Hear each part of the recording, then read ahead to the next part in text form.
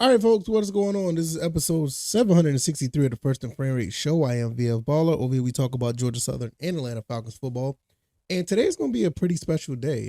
From what I hear, that a couple of guys from 92.9 The Game, you might have heard of them, Carl Dukes and Mike Bell. They're going to be at the Flowery Branch to interview some of the Atlanta Falcons coordinators. I think they're going to be talking to defensive coordinator Jimmy Lake, offensive coordinator Zach Robinson, and I think they're going to be talking to Marquise Williams as well, the special teams coordinator. I think they are. Nevertheless, this is going to be really interesting because you're going to get a glimpse of what this offense is going to be like, what this defense is going to be like, what the special teams is going to be like, because, I'm pretty sure Carl and Mike, they're going to ask the right questions. I mean, we want to know what's going to be going on with the quarterback situation, what's going to be going on with the defense, how that's going to be set up, what are we going to be doing here with the Atlanta Falcons. So I'm going to give you my thoughts and opinions on this.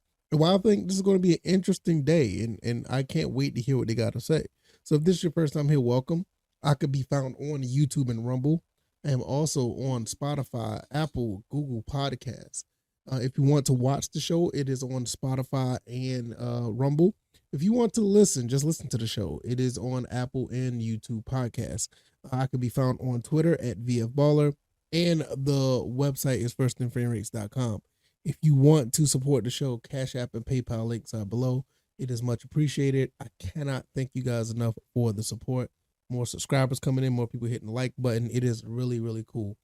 Let's get into this. We all want to know what this team is going to be like once, these guys step on the field. And I know the season is just over it was just over with the Super Bowl, but I mean, football, is it really an off season in the NFL nowadays? Because it's so much going on with, free agency, so much is going on with other things when it comes to our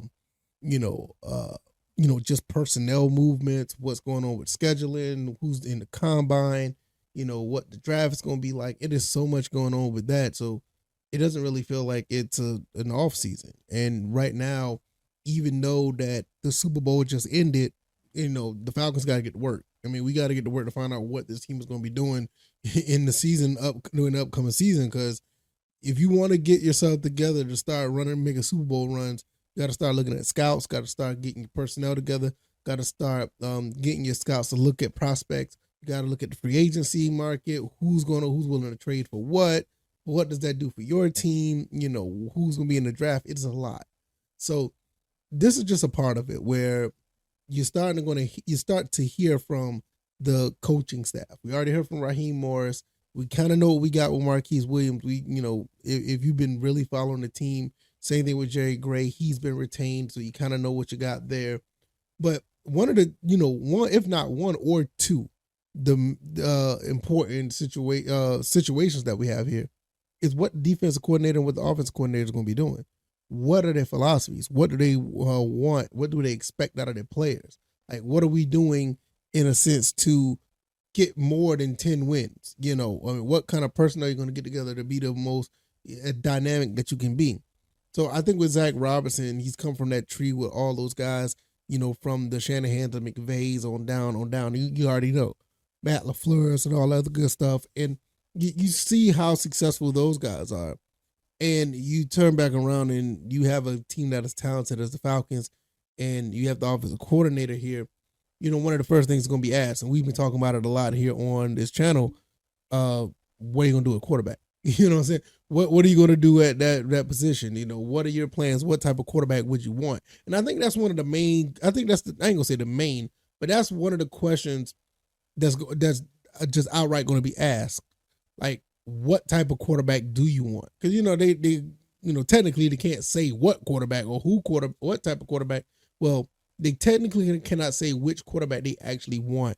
So, they're basically just going to beat around the bush. Say, you want a pocket passer, want a scrambler, want a guy who could do a little bit of both. You want a guy with a cannon arm? Do you want a guy, that just can get the ball to the receivers in a medium fashion? What type of quarterback do you want? And as far as the defense, I think they're going to be talking about, hey, the defense did do some pretty good things last season. What can we do to get better? Are you trying to bolster up that secondary because Jimmy Lake that's what he's about. He's about the secondary.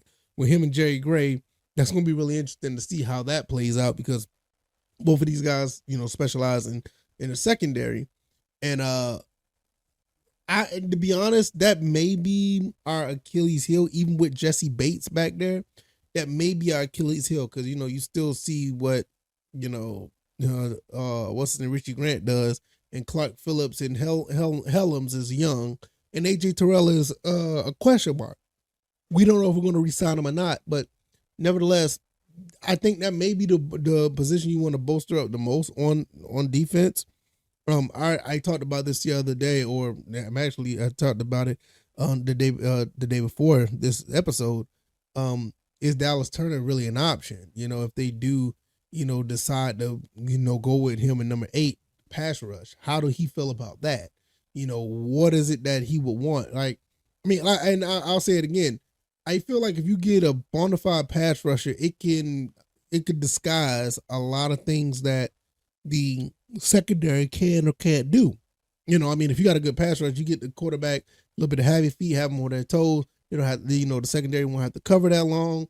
It's a lot of things you can do with a good pass rush. So it kind of works hand in hand. But what do Jimmy Lake wants? What do him leaning on Jerry Gray? How does that work out?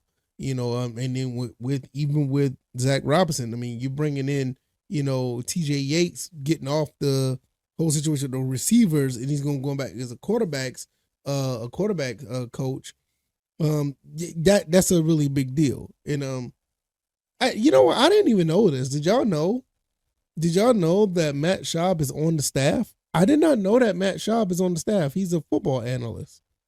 That's really interesting because Matt Schaub, for all what he done on the field, he was a little kind of, when he was with the Texans, he was a little iffy, but I wonder how that's going to work out with him being the football analyst. Will he be able to move up in the ranks? That's going to be something to watch. They're very interesting to see that.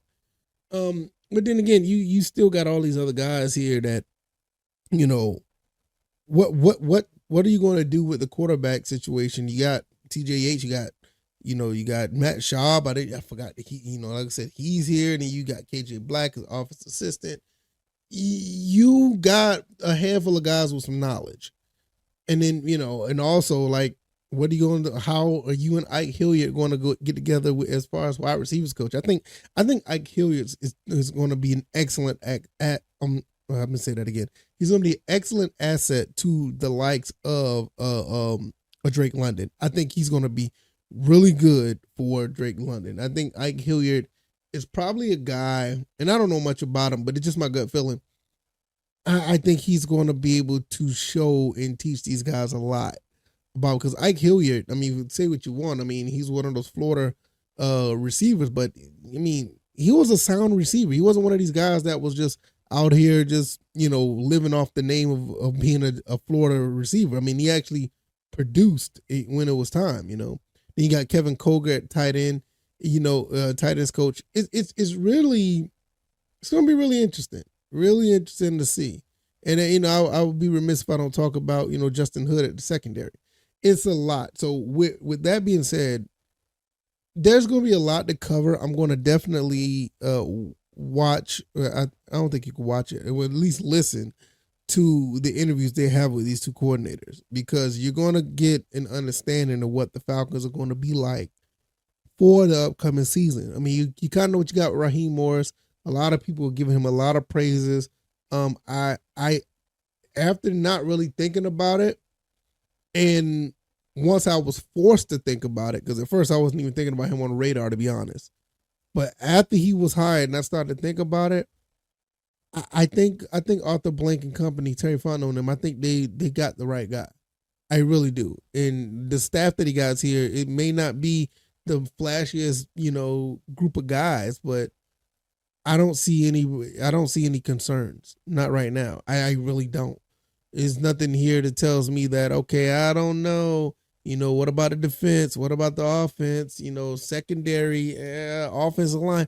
I don't, running backs. I just don't see anything that's making me, think like, all right, what's going on here? I'm pretty, I'm content with what we have here. I do, you know, and to be honest, and let's just before I get out of here, let's just say this. Um, Tim Burnbenich, I think I said that right. Burnbenich. That's a weird last name. It's hard to pronounce. Burnbenich. Anyway, he's a passing game coordinator or passing game specialist in game management. He came from the Rams as well. So I mean, you got a lot of guys that are, pulling for the Rams, and the Falcons look like they're going to try to mimic what the Rams did. I mean, you got to understand the Rams made it to the Super Bowl, but we'll see. I don't want to get too far into Bourbonich history, but it looks like he has a lot of experience on top of these other guys that's been around for a while. So I think we're in good hands, guys. I think it's going to be a really good one, and it's going to be really interesting to see how this plays out, because once you get an understanding of what they're talking about, when you hear these interviews, whatever the case may be, or you hear them being interviewed by the radio show, you're gonna kind of get more of an understanding of what they're doing. So, I'm really excited about it. I really am. So, if you like this commentary, hit the like button, share this podcast, subscribe to the channel if you haven't already. Let me know what you guys think. Are you gonna be tuning in, to to those guys on Dukes and Bell? I am, and I'm definitely going to be letting you know how I feel and what I think about what they said, and give you some commentary over that. It's just an interesting time, because this is like one of the times where so much has changed with the Falcons to the point where it actually feels exciting.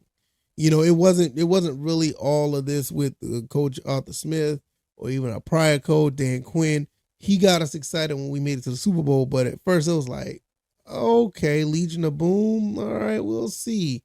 All right, we'll see what you got. But now it's more like, I think I can get with what Raheem Morris bringing to the table. Really, really cool. I can be found on YouTube and Rumble, Spotify, Apple. If you want to listen or watch to any of those shows, is on those platforms. I could be found at X or Twitter at VFBaller. The website is firstandframerates.com. And yeah, if you want to support the show, CashApp and PayPal links are below. I'm going to get out of here, and you guys enjoy the rest of your day, and I'll see you guys on the next one. You guys take it easy, and y'all be blessed. Peace.